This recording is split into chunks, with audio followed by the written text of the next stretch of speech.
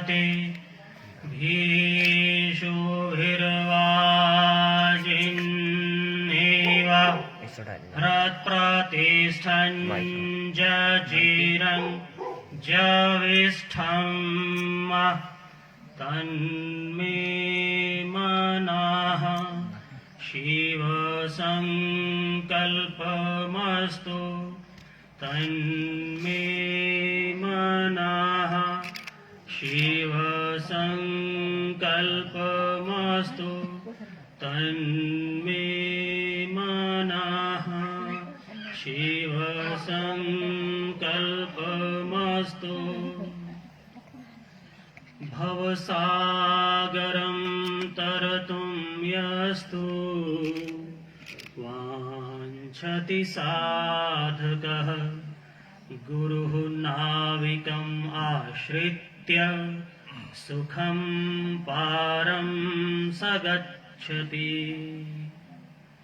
गुरोरेकं जगत्सर्वं ब्रह्मा विष्णु शिवात्मकं गुरुः परतरं नास्ति तस्मै श्री गुरवे नमः।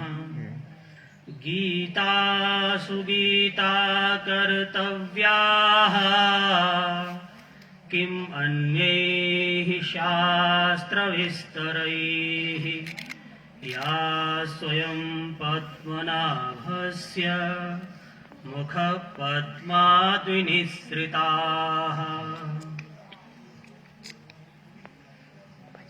प्रातः स्मरणीय परम वंदनीय पूज्य श्री सद्गुरुदेव जी के चरणों में नमन करते हुए सत्संग में विराजमान प्रेम स्वरूप पूज्य महाराज श्री परम आदरणीय श्री अमर भाई जी, परम आदरणीय श्री रमेश भाई जी, भजनों के माध्यम से जिन्होंने इस सत्संग की गंगा में गोते लगाए और भजन के माध्यम से समर्पण की भावना जिन्होंने बताई, ऐसे बंटू भाई जी, वो हम सब जिनके निमित्त मात्र से जिनके इस गृहस्थ के बीच में सत्संग श्रवण करने आए हैं, ऐसे हमारे आश्रम के परम सेवक श्री लालचंद अंकल जी, सत्संग में विराजमान सभी पूजनीय मातृशक्ति गुरु भाई बहनों, भक्तिमती माताओं व प्यारे नन्हे मुन्ने बच्चों, सद्गुरुदेव जी की कृपा से हम लोग यहाँ सत्संग का श्रवण कर रहे हैं। देखिए, संत महापुरुष शास्त्र यही हमें बताते हैं कि सत्संग का हम श्रवण करें। तो सत्संग का श्रवण क्यों करें? मूलतः सुखी सब रहना चाहते हैं, परंतु इस संसार में मात्र दुख है। भगवान बुद्ध ने जो 4 आर्य सत्य बताए, तो उसमें पहला सत्य था कि संसार दुख की प्रतिभूति है। हम अपने जीवन में यदि देखें तो जन्म से लेकर मृत्यु पर्यंत इस बाहरी संसार में मात्र वही है, यानी दुख है। जन्म लिया, बालक बने, बचपन था, खिलौना नहीं मिला तो दुख। थोड़े बड़े हुए, स्कूल गए, पढ़ाई में इच्छा नहीं तो दुख। उसके बाद युवावस्था आई तो युवावस्था में नौकरी न मिलने का दुख। उसके बाद शादी विवाह इत्यादि हुआ, नहीं हुआ तो दुख, और हो गया तो भी। तदुपरांत बालक हो गए, बच्चे हो गए, बच्चा पढ़ नहीं रहा है तो दुख, पढ़ गया तो अब उसकी नौकरी ना लगने का दुख, नौकरी लग गई अब उसकी शादी विवाह अच्छी तरह ना हो रही है तो दुख। इस तरह ना जाने चलते चलते चलते ये संसार जो है हमें उसी में धकेल रहा है। अब जब संसार उसमें धकेल रहा है, देखो छोटी सी बात, एक बार भगवान बुद्ध जी उपदेश दे रहे थे अपने शिष्य को, तो भगवान बुद्ध ने कहा कि जितना इस संसार के समुद्र में पानी नहीं है उतना तुम्हारी आंखों से अश्रु का पानी है। हम अपने जीवन में देख लें, ये संसार मात्र आंसुओं की धारा। अब यह तो बात बन गई कि यह दुख है, सुन भी लिया प्रभु, संतों के श्रीमुख से सुना, कथा के माध्यम से सुना, परंतु क्या उस दुख के कारण को जानने का हमने उपाय जाना? जिसको पूज्य सतगुरुदेव महाराज जी कहते हैं, हेय है ये संसार, और हेय हेतु यानी इस हेय का, इस संसार का, इस दुख का कारण क्या है? तो कहा तृष्णा, वित्त धन की इच्छा, पुत्रेषणा पुत्र की इच्छा, और लोकेक्षणा इस संसार की इच्छा। ये तीन मुख्य तृष्णाएं हमारे जीवन में धीरे धीरे धीरे धीरे हमें वहीं ले जा रही है। अब ये तीनों तृष्णाएं जब हमारा मन उन्हीं में रम रहा है तो कारण तो हमें धीरे धीरे पता चल भी गया, लेकिन क्या मात्र कारण के पता होने से उसका समाधान हुआ? नहीं, मात्र कारण के जानने से उसका समाधान नहीं हुआ। तो समाधान कैसे होगा? श्रीमद् भगवद गीता में बहुत एक सुंदर श्लोक है, दूसरे अध्याय का 56वां श्लोक, दुखेषु अनुद्विग्न मनाः सुखेषु विगत सप्रिया वीत राग भय क्रोधा स्थित धीहि मुनिरुच्यते। भगवान श्री कृष्ण जी कह रहे हैं कि अर्जुन, जिसका मन सुखेषु विगत सप्रिया, सुख में जिसकी इच्छा नहीं है, और यदि दुख भी उसके जीवन में आता है तो उसका मन उद्विग्न नहीं होता, ऐसा जो मुनि है, ऐसा जो साधु है, वही आनंद में रहता है। तो प्रभु अब दुख का पता भी लग गया, उसका कारण भी लग गया पता, पर उस दुख से ऊपर कैसे उठें? तो इसका जिक्र भी भगवान श्री कृष्ण ने उसी गीता में, श्रीमद् भगवद गीता में कह दिया। तो क्या कहा? 4 अध्याय का 34वां श्लोक।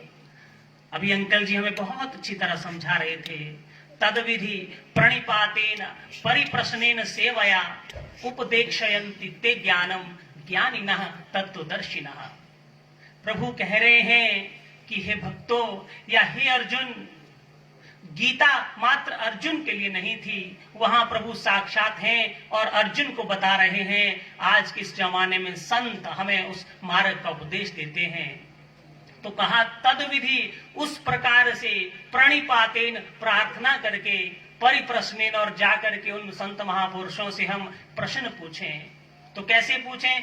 परिप्रश्नेन सेवया उपदेक्षयन्ति ते ज्ञानम, और वह संत, वे संत, तो कैसे संत? तत्वज्ञ संत। तत्वज्ञ शब्द का अर्थ होता है प्रभु तत्व को जानने वाले, यानी जिन्होंने उस परम तत्व को जाना है, ऐसे महापुरुष। देखिए एक बात यहां थोड़ी सी हम समझने की कोशिश करें, साधु संत सभी भले, अपनी अपनी ठौर नाम विवेकी पारखी सो माथे की मार।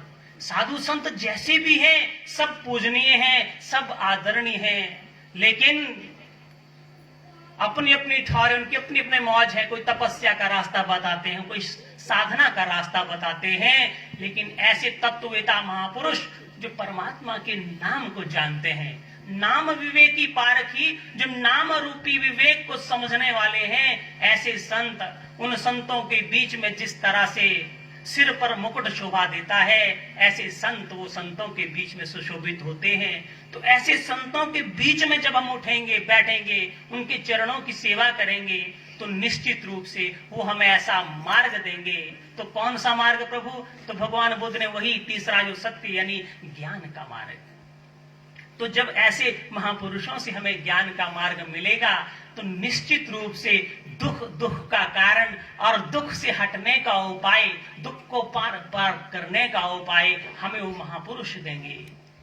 और जब वो उपाय मिलता है तब इसी तरह की संगोष्ठियों के माध्यम से, संत महापुरुषों के श्रीमुख से प्रवचन सुनने से, देखिए 2 मिनट में एक छोटी सी हम बात समझें। सत्संग सुनने से क्या लाभ होते हैं? बहुत से लोग कहते हैं कोई लाभ नहीं, बस गए थे सत्संग में 2 शब्द सुन लिए आ गए।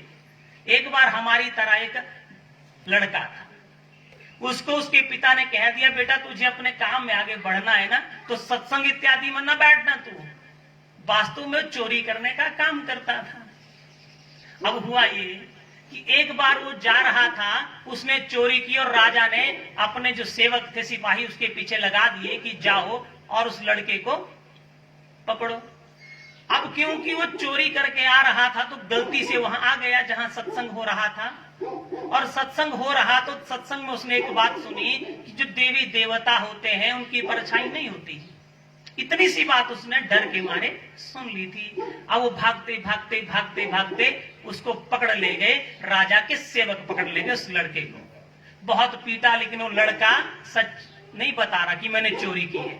अब राजा के लिए समस्या क्यों बता नहीं रहा है, स्वीकार नहीं कर रहा है, तो राजा ने उसको कोई ऐसा पदार्थ लगाया कि उस लड़के को महाराज बेहोश कर दिया। अब वो जब लड़का बेहोश हुआ तो राजा ने एक ऐसा दृश्य बनाया कि वहां बहुत सी नृत्यांगनाएं, स्वर्ग की अप्सराएं इस तरह की बना दी और कहा कि जब ये होश में आए तो उसको पूछना कि तुझे क्या पता है। तो अब उस लड़के को सत्संग की सुनी बात पता थी कि देवी देवताओं की परछाई नहीं होती। तो जब उसको वो बात होश में आई तो वहां तो परछाई पड़ रही थी। अब उससे पूछा कि बता तूने चोरी या तू है कौन? तो उसको एकदम बात होश में आ गई कि ये मेरे को घुमा रहे हैं, क्योंकि उसने ऊपर छाई देख ली। उससे वो स्पष्ट समझ गया कि देवी देवता ना होकर के मुझसे सच्चाई उगलवाने का कोई कारण बता रहे हैं। तो उस लड़के ने कहा देखो उन राजन को बोल दो कि चोरी मैंने नहीं की। मैं अभी भी बोल रहा हूं मैंने चोरी नहीं की, और मैं उन महापुरुष के पास जाना चाहता हूं जिन्होंने ये बात कही थी कि जहां से मैंने एक शब्द सीखा और उस एक शब्द के माध्यम से मैं अपने जीवन में बहुत बड़ी गलती करके भी उस समस्या से उब गया। और कहते हैं उसके बाद वो लड़का जो है वो उन संतों की चरण में पड़ गया। तो हानोपाय यानी जो दुख है, दुख से परे होने का एक ही मात्र साधन है, वह है सत्संग। आग लगी आकाश में गिर गिर पड़े अंगार, संत न होते जग में तो जल मरता संसार। यह संसार प्रभु जल रहा है राग की अग्नि से, द्वेष की अग्नि से, तृष्णा की अग्नि से, माया की अग्नि से, मोह की। ना जाने कितने अक्षर गिने हम, कितनी बातों को सुने। बस इस तरह से ये संसार हमें उलझा रहा है। यदि इस उलझन से हम पार पाना चाहते हैं तो वही एक उपाय है, सदगुरु जी के चरणों में हम समर्पित हों और सदगुरु हमारे ऐसे बने जो तत्वज्ञ महापुरुष हों। तो ऐसे महापुरुषों की शरण में जाकर के ही हम अपने जीवन की नैया को प्रभु पार लगा